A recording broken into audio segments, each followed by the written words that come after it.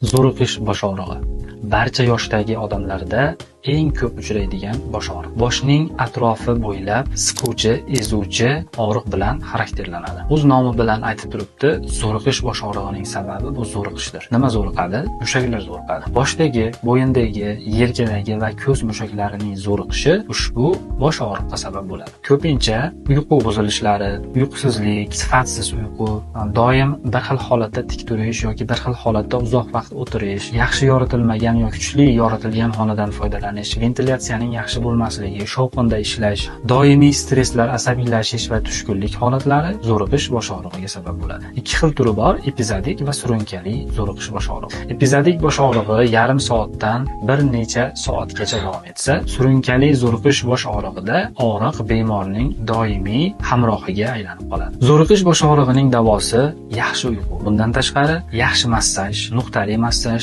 igna bilan davolash, fizioterapiya muolajalari bu og'riqda juda ham yaxshi foyda beradi. Bu narsalar foyda bermagan taqdirda dori-gullar bilan davolaymiz.